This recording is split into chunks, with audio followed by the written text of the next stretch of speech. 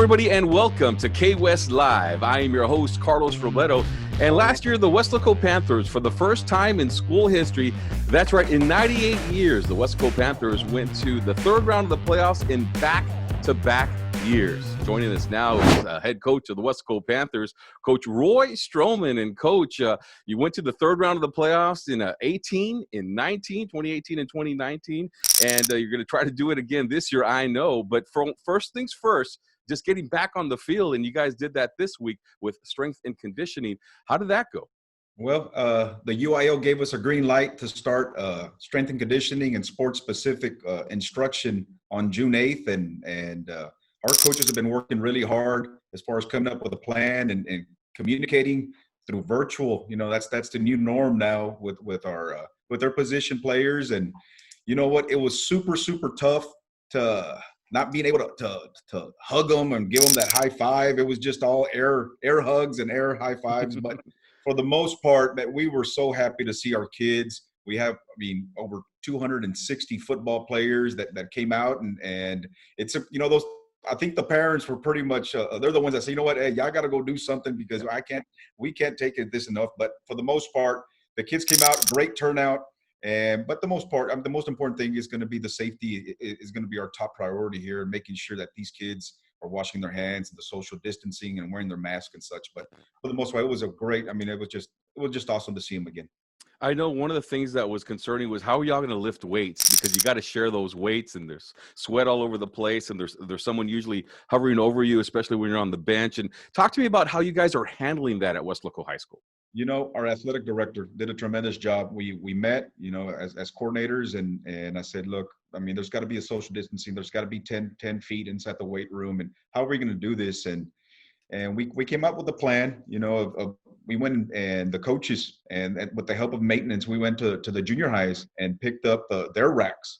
And we cleaned up some of the warehouse that we have here. We cleaned that up. We opened up the garage doors and we made weight rooms within our whole everything that we've got here. Mm-hmm. And one person per station.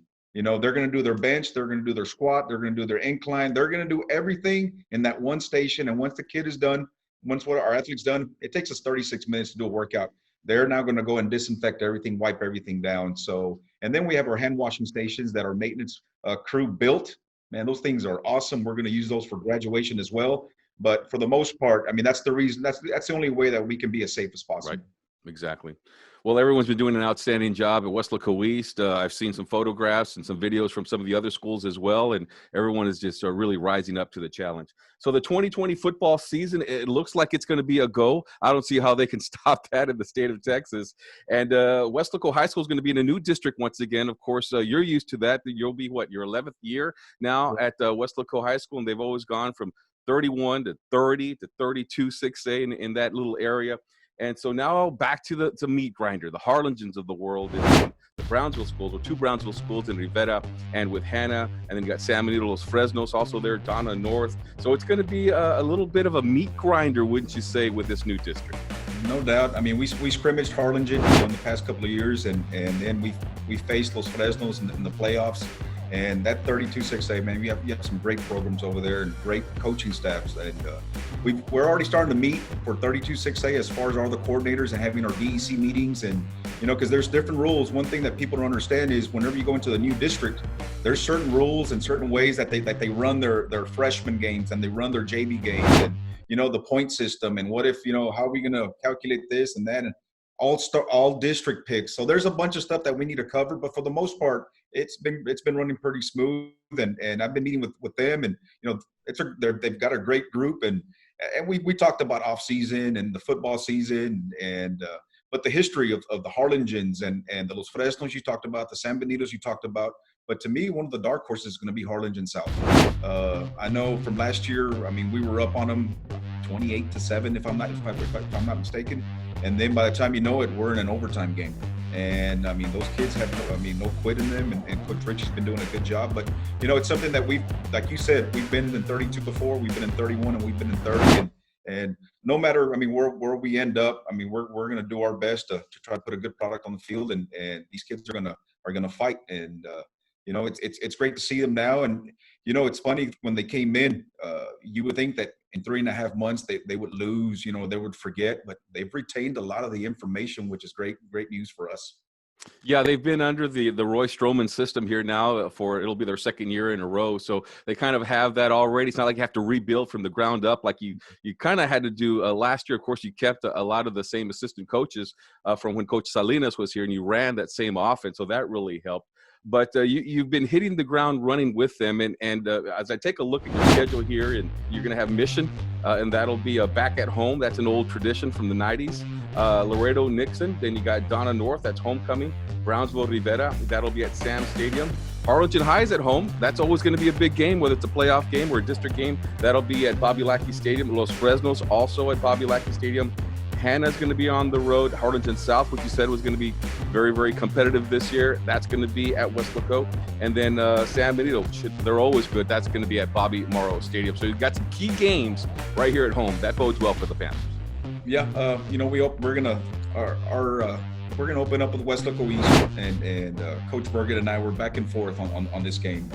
It's I know the people of the community want this game, but and I'm gonna be real honest with you, Carlos. This is the type of game that I hate for this community to be divided. Last year, how many teams or how many towns can say that they had two teams in the third round? Not too many. And sometimes when you have a game like this and you start, separating the town, especially that quick, and talking to Coach Bergen and I, we were kind of like, kind of hesitant. I'm like, you know what, man, maybe we just need hey, it's even. The Tinacabo is even, and let's just leave it like that, and let's just support each other, both sides. But back we kind of thought about it and said, let's just have it. It's good for the community. It's a big money game as well. So we talked about that one, but and then talking to ex-Panthers, I was trying to go and we were trying to get a game between Mercedes and Coach Adame and I were like, we just couldn't get the schedule going and their games, and then Ed Couch was in there, and then trying to get Donna. We're trying to get those type of games, but it just didn't fall for us. But for the most part, I'm talking to some former Panthers, they're like, man, it'd be nice for you to bring that the Mission game and the Mission game. So I got on the talked to Coach Detmer and he agreed. I think it'd be great for the Valley, and I think people are excited for that game. And then why Laredo? A lot of people are saying, why did you pick up Laredo? Well, what people don't understand is that everybody else is already starting district. And because we only have 7 on that side, we had to pick up a game. So we had to go to the Coastal Bends and the Laredo. So that's the reason why you have Harlingens and all these other teams picking up the Laredo Uniteds, the Alexanders, and so forth. But for the most part, and then you got district. We open up with Donna North, and the good thing is we have Harlingen at home, we got Los Fresnos at home, and we got South at home. So one thing about this is that our teams do really well at home, and that's always an advantage for us. Yeah, Coach, that Weslaco East game is going to be good. It always is. I'm glad y'all were able to put it on the schedule. And I know every year when that realignment comes around, the fans, especially the fans that have been around for a while, the old Panthers, they like that Donna game. So maybe, I know they got Coach Gonzalez over there now. Maybe Coach Gonzalez and you in a couple of years can kind of bring that rivalry back. Because that rivalry I know is always there in everything else whenever they do compete against one another.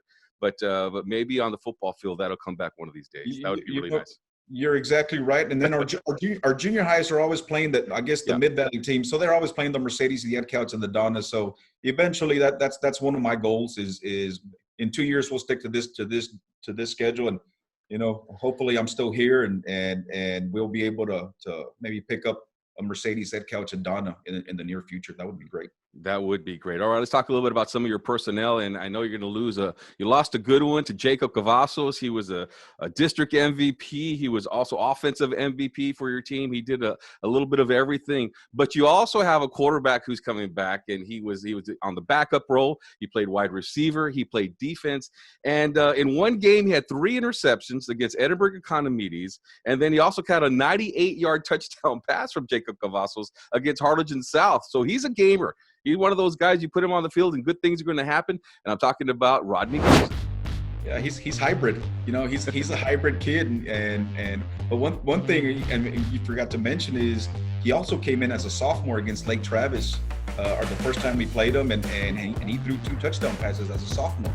I know Jacob had gotten knocked out, and then we threw in Devin Hanks, and then Rodney. And Rodney went in there. One thing about Rodney is he has swag.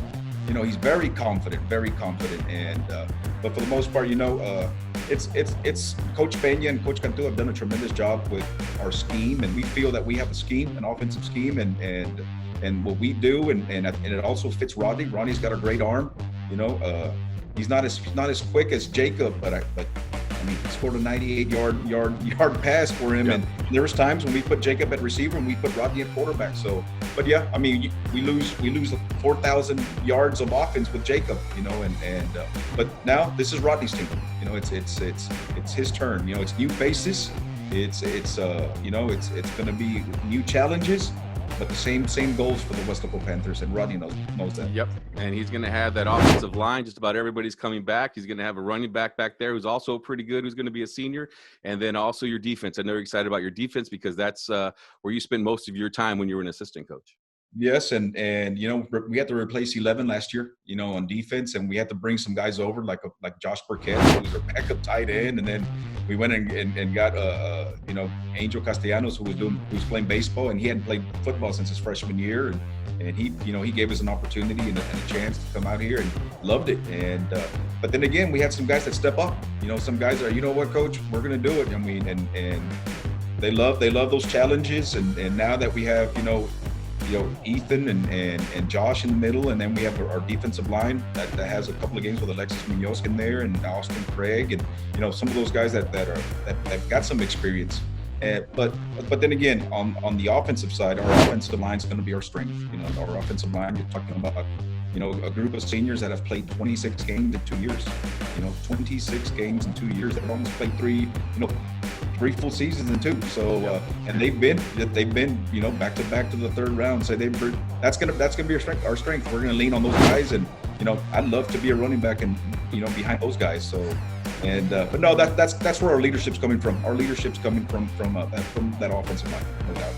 All right, Coach. Well, thank you very much. I appreciate it. We'll be checking in with you. This is just the first week back, and we'll go ahead and let you go right now. But we'll check back with you during the summer before we start up the 2020 season. Thank you for joining us right here on KWES Live. Thank you, Coach. Yes, sir.